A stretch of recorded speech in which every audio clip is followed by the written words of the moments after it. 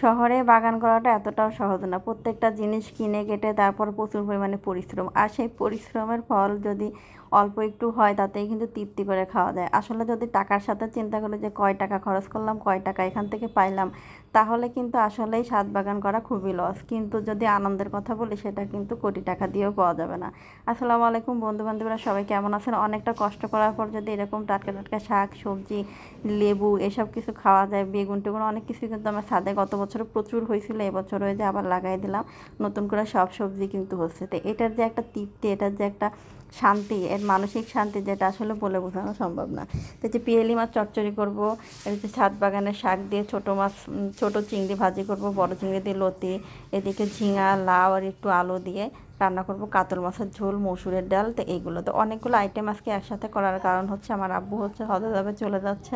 তো গতকালকে যেহেতু মাংস টাংস সব কিছু করা হয়েছে, আজকে যেহেতু জার্নি করবে, এই জন্য সব তরি তরকারি ডাল এগুলাই তাকে খাওয়াবো, তার জন্যই অনেকগুলো আইটেম একসাথে রান্না করতেছি। তো ঝিঙার তরকারি কিন্তু শরীরের জন্য খুবই ভালো, বিশেষ করে কচি কচি ঝিঙা যদি হয় তাহলে তো কথাই নাই, টেস্টটা আরও বেশি ভালো লাগে। তো ঝিঙা সামান্য একটু লাউ আলু দিয়ে ঝোলটা এত টেস্টি হয়েছিল যা বলার মতো না। এখন হচ্ছে দ্বিতীয় রান্নাটা হচ্ছে শাকভাজি। শাকভাজির জন্য রসুন পেঁয়াজ কাঁচামরিচ একটু লবণ দিয়ে ভাজতে দিয়ে ওইদিকে শাকগুলা ধুয়ে নিব।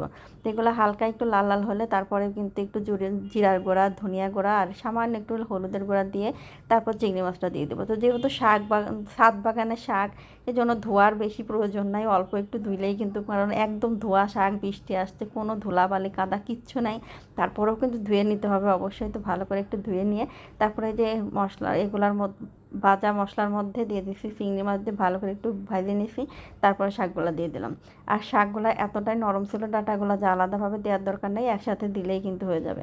তো শাক থেকে অনেকটা পানি বের হবে, শাকটা ঢাকে দিয়ে, শাকটা কিন্তু সাথে সাথে ডাকতে হয় না, কিছুক্ষণ নাড়ার পরে তারপরে ঢেকে দিতে হয়, তাহলে কালারটা একদম অ্যাকুরেট থাকে।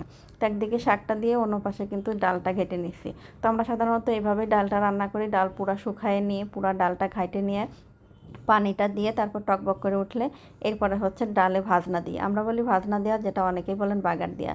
তো ছোটো মাছ চচ্চড়ির জন্য ঝিঙে আলু বেশি করে পেঁয়াজ কাঁচামরিচ দিয়ে হাতে চটকায় নিলাম। তো এই গরমের সিজনে, মানে এই সিজনে কিন্তু প্রচুর পরিমাণে ঝিঙা পাওয়া যায়। তো এই ঝিঙার তরকারি আমার কাছে খুব মজা লাগে, এবং আপনারাও একবার খাইয়ে দেখবেন যে ঝিঙা দিয়ে মাছের চচ্চড়ি, মাছের ঝোল কিন্তু খুবই টেস্টি লাগে। তো এদিকে চচ্চড়িটা মাখায় এক চুলায় বসাই দিছি। আমার কিন্তু এই যে শাক ভাজিটা হয়ে গেছে, অল্প সময়ের মধ্যে শাক ভাজিটা হয়ে গেছে, এত টেস্টি হয়েছিল। তারপর আবার চিংড়ি মাছ আছে, টেস্ট না হয়ে যাবে কোথায়? শাক নর্মালি পুঁইশাক এমনি ভাজি করলেই ভালো লাগে।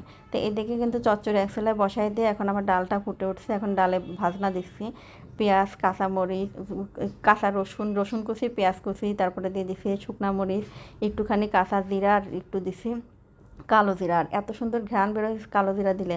এদিকে ডালটা ফুটতে থাকুক, অন্যদিকে চচ্চড়ি কিন্তু হয়ে উতলাই গেছে। এখন এর মধ্যে নদীর মাছগুলো উপর দিয়ে দিয়ে ছাড়িয়ে দিব।